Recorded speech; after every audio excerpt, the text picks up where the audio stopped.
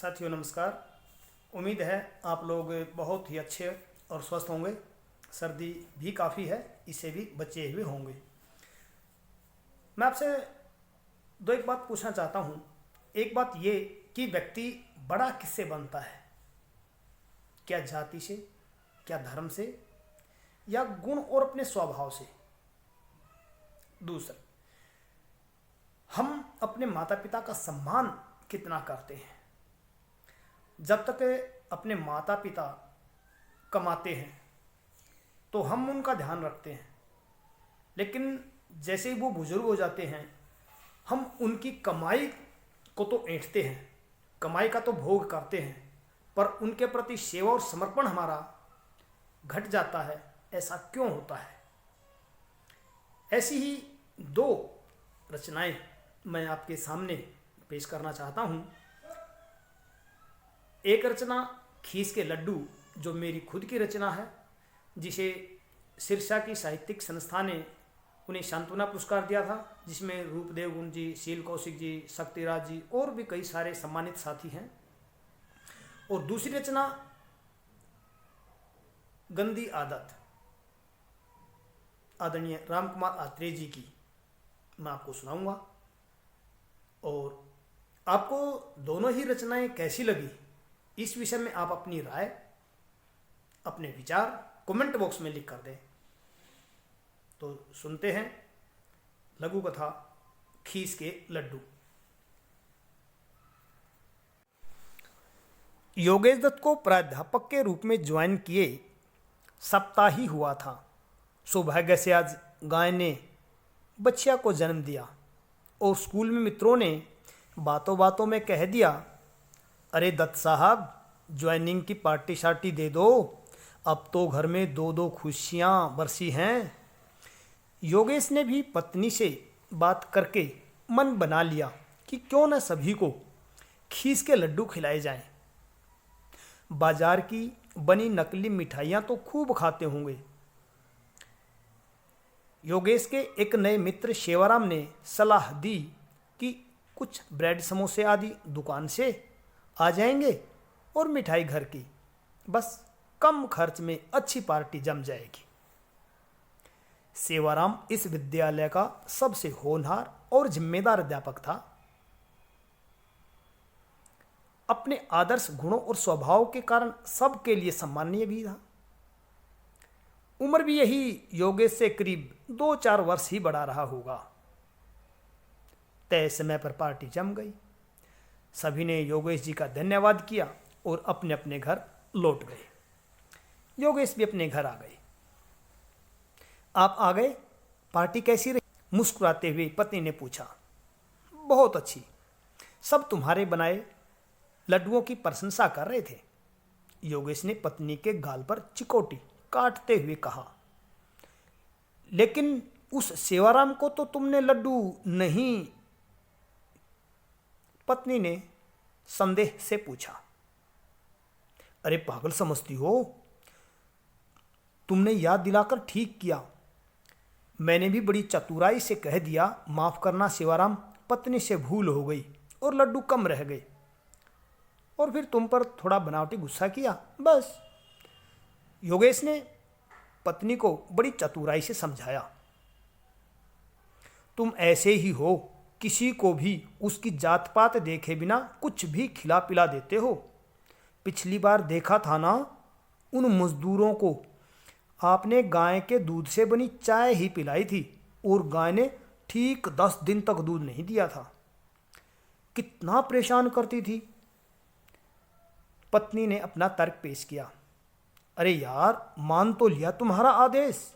योगेश ने अपना पक्ष रखा।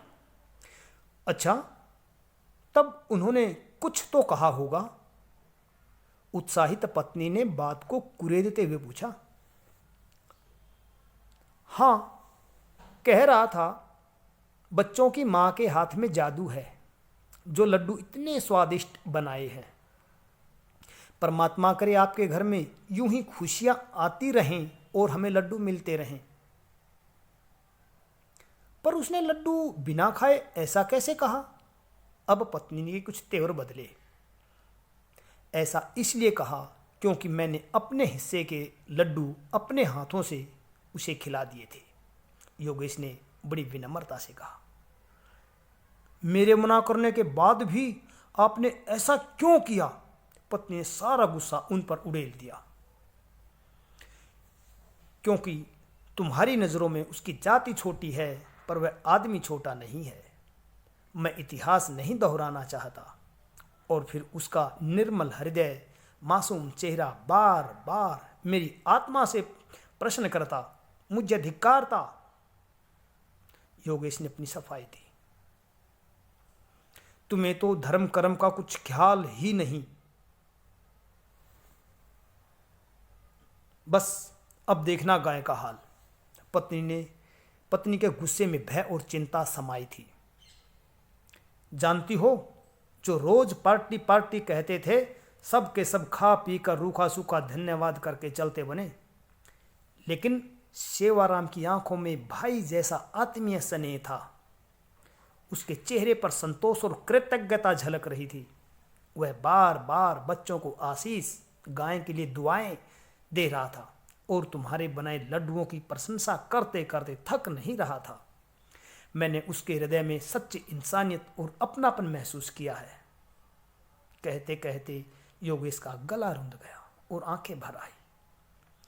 योगेश एकदम चुप होकर भाव शून्य दृष्टि से पत्नी की ओर निहारने लगा, मनो कह रहा हो, मैंने कुछ भी गलत नहीं किया। कुछ ही क्षणों बाद पत्नी ने योगेश के दोनों हाथों को अपने हाथों में लेकर प्यार से चूमा। अब उसके चेहरे पर अलौकिक खुशी तैर रही थी। अब उसकी डबडबाई आंखें कह रही थी, तुमने बहुत ही अच्छा किया और मुझे पाप से बचा लिया। दूसरी रचना है गंदी आदत, जो आदरणीय राम कुमार आत्रेय जी की लघु कथा है। और ये लघु कथा हमें दर्शाती है कि हम अपने घरों में कुत्ते बिल्ली को सम्मान देते हैं, पर माता पिता को सम्मान नहीं देते। जबकि उसकी तनख्वाह, उसे की पेंशन को हम भोगते हैं, उस पर हम अपने शौक पूरे करते हैं, पर माँ बाप के प्रति आदर का भाव कदाचित उसमें नहीं होता। ऐसी ही बहुत सुंदर और जीवन से जुड़ी रचना है गंदी आदत। सुनिए।